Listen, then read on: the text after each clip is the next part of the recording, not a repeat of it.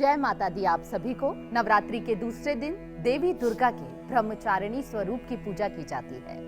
मां ब्रह्मचारिणी का स्वरूप अत्यंत पवित्र और दिव्य है। मां का वर्णन शास्त्रों में ऐसी देवी के रूप में किया गया है जो साधना और तपस्या की प्रेरणा देने वाली है। लेकिन मां को प्रसन्न करने का क्या है सही विधि विधान, ये बताने के लिए हमारे साथ मौजूद हैं आचार्य जी, आचार्य हरिशंकर हमारे साथ मौजूद हैं। बहुत बहुत स्वागत है आपका। और आज आपसे जानेंगे कि मां ब्रह्मचारिणी को प्रसन्न करने का क्या है सही तरीका। सबसे पहले तो हिमानी जी, मैं आपसे अपने गुरु के आह्वान की आज्ञा चाहूँगा। ओम गुरुर्ब्रह्मा गुरुर्विष्णु गुरुर्देवो महेश्वरा गुरु साक्षात परब्रह्म तस्मै श्री गुरुवे नमः।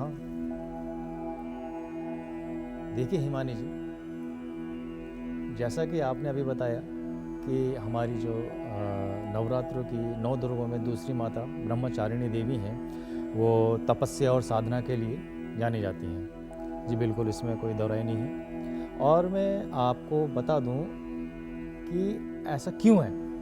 देखिए कि जब हमारी देवी सती हुई थी, सती देवी थी हमारी, उसके बाद इन्होंने हिमालय पर्वत जो थे उनके पुत्री के रूप में जन्म लिया था। पहला नवरात्र शैलपुत्री के रूप में। उसके बाद की आगे की कथा ये है कि नारद देव ने उनको देवी माँ को आदेश दिया कि अब तुम शंकर भगवान की तपस्या करो और वो फिर आपकी तपस्या से प्रसन्न होकर आपको अपनी पत्नी के रूप में ग्रहण करेंगे।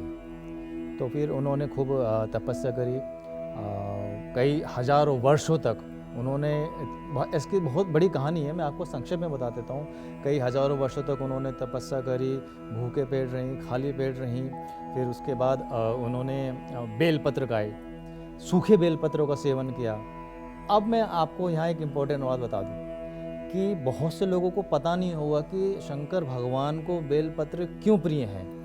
शंकर भगवान को बेलपत्र इसलिए प्रिय हैं क्योंकि देवी माँ ने जब उनकी उपासना कर रही थी तो बेलपत्र, सूखे बेलपत्रों का सेवन किया था और उनकी तपस्या की थी, इसलिए शंकर भगवान को बेलपत्र अति प्रिय हैं। ठीक है। उसके बाद कई साल गुजरे, वर्ष गुजरे, फिर पानी पे आई, फिर वो वनस्पति पे आई।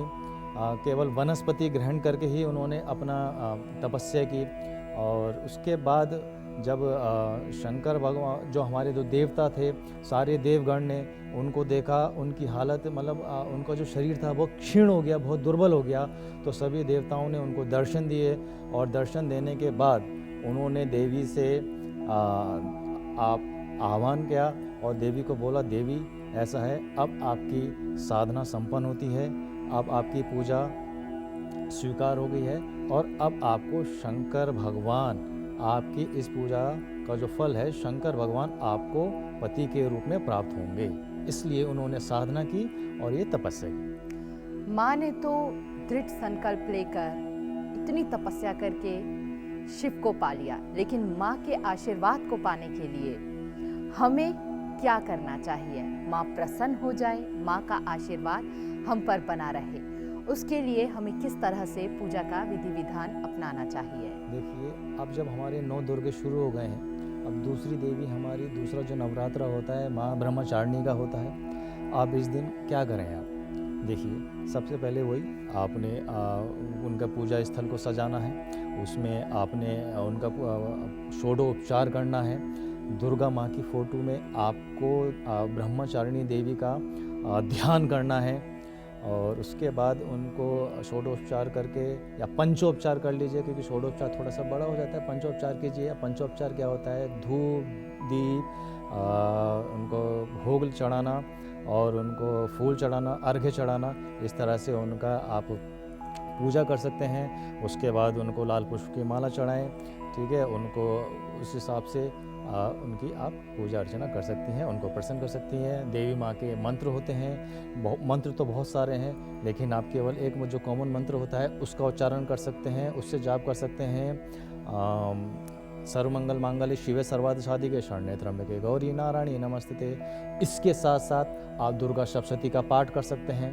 जी, आचार्य जी, आपसे ये भी जानना चाहेंगे कि कुछ लोग जो हैं सुबह भी छोटा सा हवन करते हैं घर पर और शाम को भी आरती से पहले जो है हवन करते हैं, लेकिन उस हवन का सही तरीका क्या है? देखिए, हवन का तरीका अगर हम उसको कहें कि सूक्ष्म हवन करना, देखिए जब कोई संकल्प लेके 9 दिन में संकल्प लेकर साधना करता है तो पहले तो माँ का मंत्रों का जाप करता है, उसके बाद दुर्गा सप्तशती का भी पाठ करता है, उसके बाद फिर वो हवन करता है। अगर मैं संक्षेप में बोलूँ आपसे कि आप क्या कर सकते हैं, एक गाय के गोबर का छोटा सा कंडा ले सकते हैं, उस कंडे में आप क्या है घी डालिए, उसके बाद उसमें आप लौंग खे सकते हैं। देखिए बहुत से लोग क्या करते हैं, लौंग खेने का तरीका भी होता है, बहुत से लोग सिंगल लौंग खेते हैं, नहीं, लौंग का हमेशा जोड़ा खेया जाता है, यानी 2 लौंग का जोड़ा खेना होता है और वो 4 लौंग खेगा तो ये आपका लौंग का जोड़ा होता है, ठीक है। उसके बाद लौंग खे दीजिए आप, उसके बाद उसमें माँ के जो आपने माँ के मंत्रों के से आपने जाप किया है उसके 11 मंत्रों के जाप से उसमें आहुति डालिए, तो इस तरह से आप उनका सूक्ष्म हवन कर सकते हैं। आज अभिजीत मुहूर्त की बात की जाए तो क्या शुभ मुहूर्त रहेगा पूजा के लिए? देखिए मैं आपको बता दूं कि अभिजीत मुहूर्त 11:46 से लेके 12:33 तक रहेगा। इस टाइम पीरियड में आप माँ को आह्वान करें, माँ को पूजा करें, माँ का ध्यान करें, दुर्गा सप्तशती का पाठ करें, माँ को भोग लगाएं। और बताया जा रहा है कि आज के दिन विजय मुहूर्त का भी समय है। हाँ देखिए, एक शुभ मुहूर्त हो आएगा जिसको दोपहर 2:07 से शुरू होगा और ये 2:55 तक रहेगा। तो इस समय भी आप इसमें अगर आपको कोई आपका उस समय उस दिन पर्टिकुलर उस दिन कोई कंपटीशन है, कोई किसी कंपटीशन की तैयारी कर रहे हैं, कोई कंपटीशन में जाना है, तो इस टाइम पीरियड में माँ के मंत्रों का आह्वान करें, माँ की पूजा करें, अर्चना करें, आपको जरूर माँ की आशीर्वाद मिलेगा। बिल्कुल विजय मिलेगी यानी विजय कि। मिलेगी। लेकिन आचार्य जी, माँ को सबसे ज्यादा प्रिय भोग कौन सा है? देखिए अगर मैं भोग के बारे में बात करूं तो माँ को सबसे ज़्यादा प्रिय भोग खीर है, ठीक है। और जैसे जिसकी श्रद्धा या जैसे जिसकी सामर्थ्य होती है उस तरह के भोग माँ को अर्पण कर सकता है। माँ को पंचामृत भी चढ़ा सकता है और आप गुड़ से बनी मिठाई भी माँ को भोग लगा सकते हैं। लेकिन माँ को अगर आप मुझसे स्पेशली पूछे इन सब में सबसे प्रिय माँ को कौन सा भोग है तो मैं आपसे कहूँगा माँ को खीर बहुत प्रिय है। कौन सा रंग माँ को अधिक प्रिय है? देखिए माँ को देखिए सबसे प्रिय, जैसे कि हमारी माँ हैं उनको कमल, लाल पुष्प, लाल कलर बहुत प्रिय है, गुलाब के फूल बहुत प्रिय हैं, लाल कनेर के पुष्प माँ को बहुत प्रिय हैं। और इसमें कहीं ना कहीं एक पुष्प अपराजिता का माँ को बहुत पसंद है। अगर आप अपराजिता के पुष्पों को, हाँ लेकिन उसका रंग लाल नहीं होता है, उसका रंग नीला होता है, उसका एक सफ़ेद रंग भी होता है। आप दोनों उसको रंगों को फूलों की माला बनाएं, माँ को अर्पण करें, माँ बहुत प्रसन्न होती है। क्योंकि माँ ने कई वर्षों तक तपस्या की, माँ का बेहद शांत स्वभाव कहा जाता है और इसीलिए कहते हैं कि सफ़ेद रंग शुद्धता और शांति का प्रतीक होता है और माँ को इसीलिए ये अधिक प्रिय है। जी देखिए, आपने बहुत अच्छा सवाल किया हिमानी जी। हम इंसानों, वो जो भगवान हैं वो इसलिए भगवान हैं, वो इसलिए देवी हैं कि हम तो मतलब अगर हम एक दिन का फास्ट रख लें तो हम लोगों की अगले दिन हालत ख़राब हो जाती है, शाम को हालत ख़राब हो जाती है।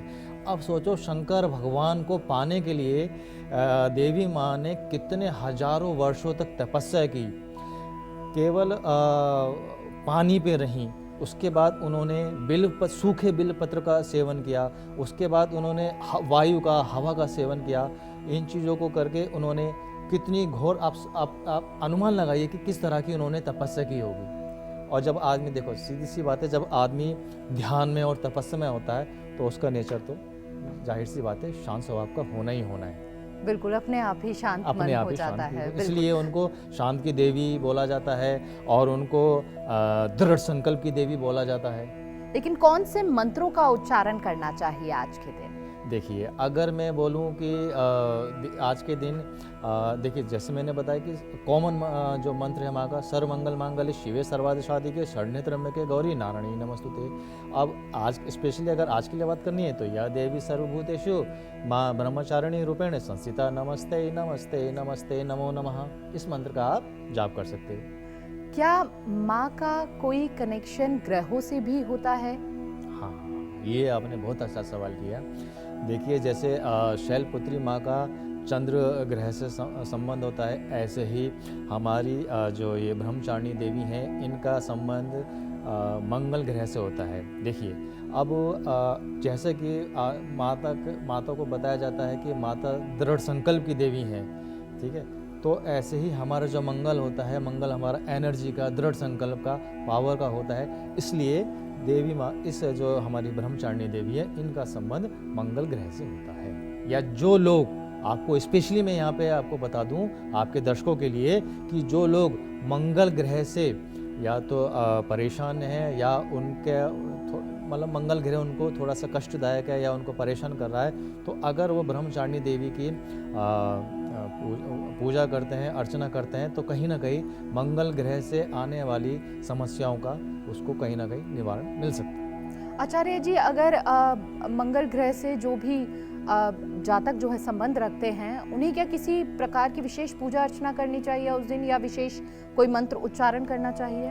नहीं, ऐसा नहीं है कि उसको कोई विशेष उच्चारण करना चाहिए। जैसे मैंने आपको बताया, सर्वमंगल मांगल्ये शिवे सर्वार्थ साधिके शरण्ये त्र्यंबके गौरी नारायणी नमोस्तुते, इस मंत्र का जाप कीजिए। अभी वो या सर्वभूतेषु आपको मंत्र बताया, उसका जाप कीजिए। और दुर्गा माँ में अपनी ब्रह्मचारिणी माँ का ध्यान करें, उनका अर्चना, पूजा अर्चना करें, तो उसको लाभ जरूर मिलेगा।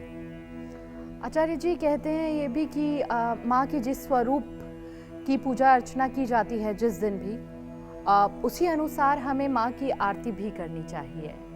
नहीं, देखिए ऐसा कुछ नहीं है।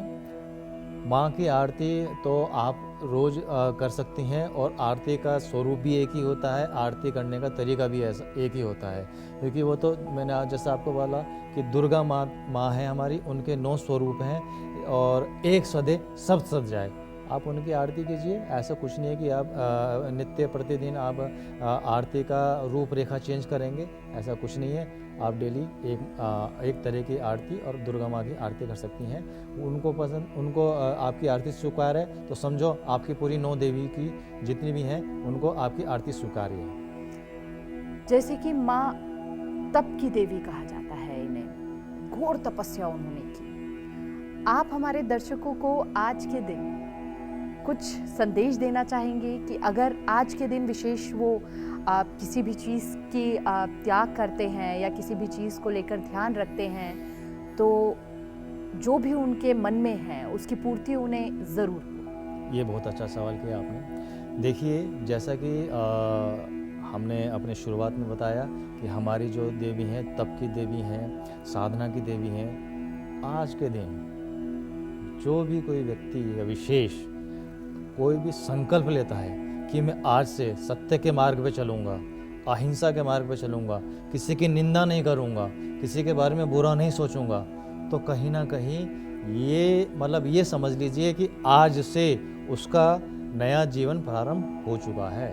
इस बात की गारंटी है, माँ कहीं ना कहीं उसको आशीर्वाद देगी। जो स्कूल पढ़ने वाले बच्चे हैं, उनके लिए कोई संदेश आज के दिन, उन्हें किन मंत्रों का उच्चारण करना चाहिए या किस तरह से माँ को प्रसन्न करना चाहिए ताकि उनका आशीर्वाद जो है, एग्जाम्स भी आने वाले हैं, तो उन पर, बच्चों पर आशीर्वाद माँ का बना रहे? देखिए जहाँ तक बच्चों का सवाल है, माँ तो माँ ही होती है, और जहाँ तक छोटे बच्चों का सवाल है, जो स्कूल जाने वाले बच्चे होते हैं, वो ज़्यादा ना करके, अब वो बेचारे संस्कृत के मंत्र क्या पढ़ पाएंगे, वो ज़्यादा से ज़्यादा क्या करें, जो उनकी माँ हैं, उनके पिताजी हैं, उनके साथ जब वो उनके माता पिता पूजा कर रहे हैं, उस पूजा में उनके साथ बैठें और माँ की तस्वीर की तरफ देख के उनका ध्यान करें और उनसे आशीर्वाद मांगें और माँ से प्रार्थना करें कि माँ मेरे को मतलब इतना सामर्थ्य बनाइए कि मैं खूब पढूं, मेरा खूब पढ़ाई में मन लगे, ताकि मैं एग्ज़ाम में बहुत अच्छे नंबर लेके आ सकूं। हाँ, ये भी बोलें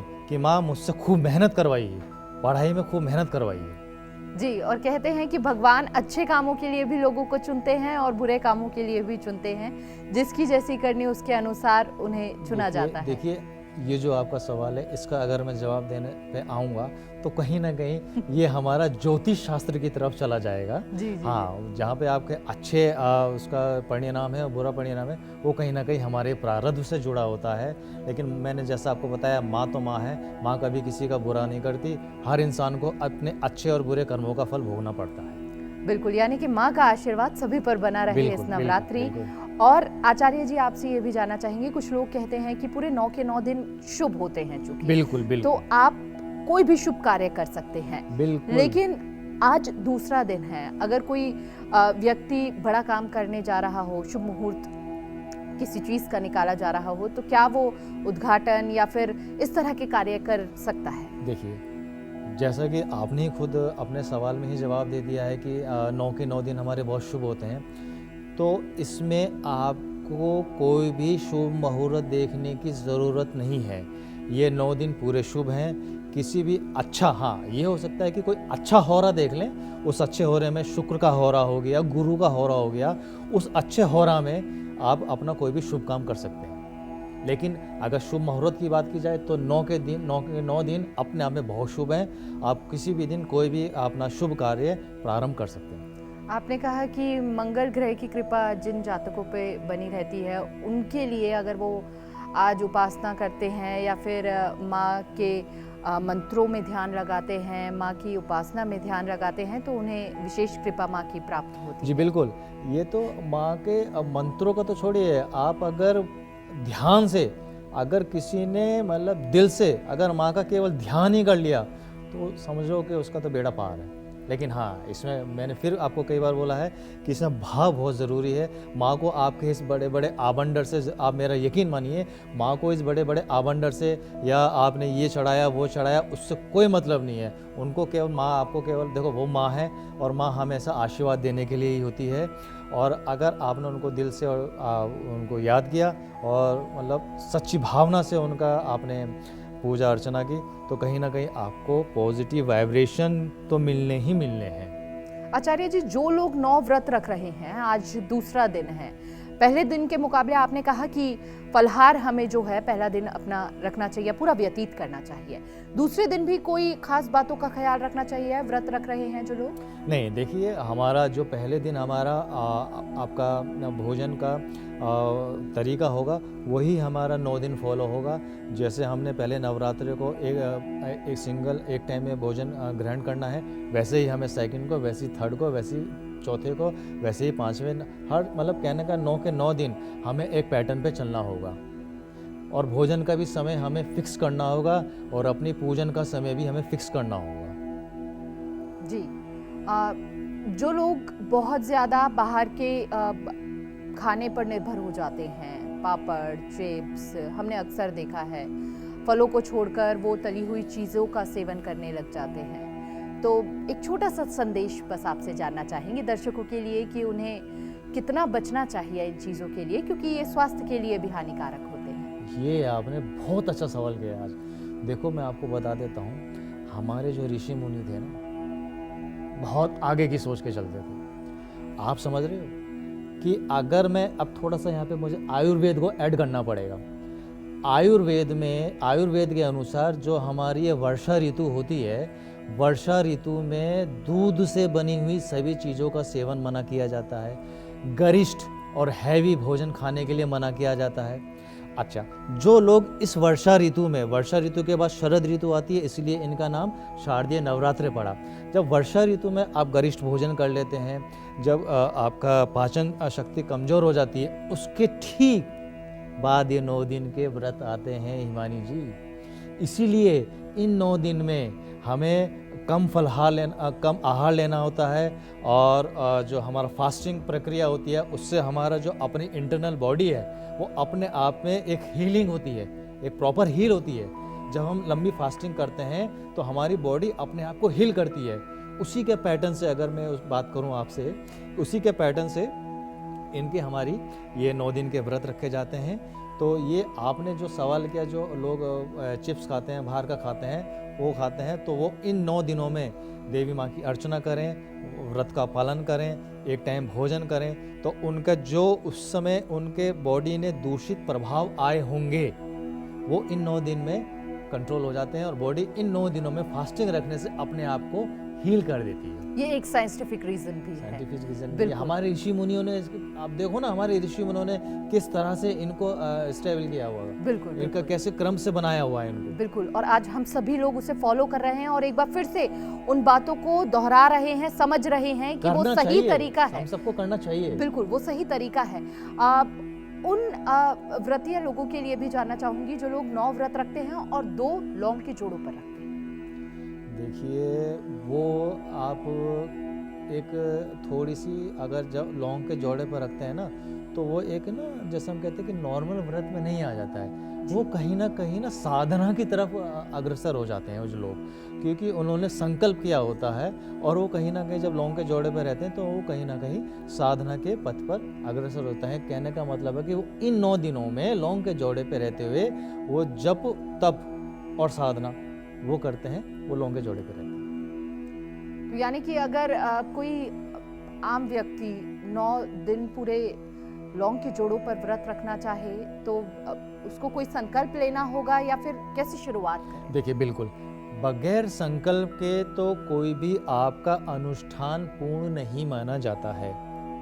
अगर आप लौंग, जैसे आपने बोला लौंग के जोड़े पे रहना है, तो आप संकल्प लीजिए। संकल्प में आप अपनी माँ से, आपकी किस मंशा से आप ये 9 जोड़े लौंग के जोड़े का आप व्रत रख रही हैं, वो संकल्प में आप उसको माँ को बोलिए, ठीक है। अपना गोत्र बताइए, संकल्प का तरीका होता है। तो कहने का मतलब है बगैर संकल्प के आपका कोई भी अनुष्ठान कंप्लीट नहीं होता है। संकल्प लेना बहुत ज़रूरी है। बिल्कुल, संकल्प लेने के बाद ही आप 2 लौंग के जोड़े का जो व्रत है पूरे 9 दिनों का वो रख सकते हैं। एक बार फिर से हम माँ ब्रह्मचारिणी के स्वरूप की बात अगर करें तो कई बार होता है कि हम लोगों ने बहुत दिल से चाहा होता है कि हमें ये चीज़ पूरी करनी है और कहते हैं कि आज के दिन अगर माँ की आराधना कर ली जाए तो वो चीज़ भी हमें प्राप्त हो जाती है।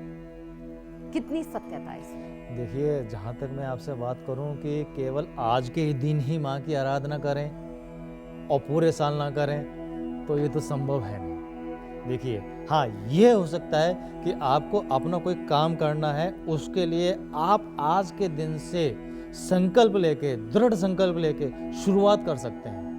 और हाँ, जब आप दृढ़ संकल्प लेके शुरुआत करेंगे, जब साधना के पथ पे अग्रसर होंगी, तो आपके सामने बहुत सारी समस्याएं आएंगी जी। वो एक, आप ये मान के चलिए, वो परीक्षाएं होती हैं। वो खैर अलग विषय है, वो थोड़ा सा बढ़ जाएगा अगर मैं उसके बारे में बताना चालू करूँगा तो अलग विषय। हाँ, ये है कि एक दिन में अगर आप सोचें कि एक दिन में मैं ये कर लूँ, वो कर लूँ, ये हो जाएगा, वो हो जाएगा, ऐसा कुछ नहीं है। ये हो सकता है उस दिन से, एक दिन में नहीं होगा, लेकिन एक दिन जरूर होगा और वो दिन आपका ये हो सकता है कि आज से आप शुरू कर सकते हैं। बिल्कुल, यानी कि माँ का ये स्वरूप बहुत ज्यादा प्रभावशाली है बिल्कुल। और मनोकामना पूर्ण होती है अगर आज के दिन माँ के इस स्वरूप की पूरे ध्यान से, पूरे भक्ति भाव से हम पूजा अर्चना करते हैं। बहुत बहुत शुक्रिया आचार्य जी आपका। बड़े ही खूबसूरत तरीके से आचार्य हरिशंकर वशिष्ठ जी ने हमें समझाया कि किस तरह से माँ को प्रसन्न किया जा सकता है।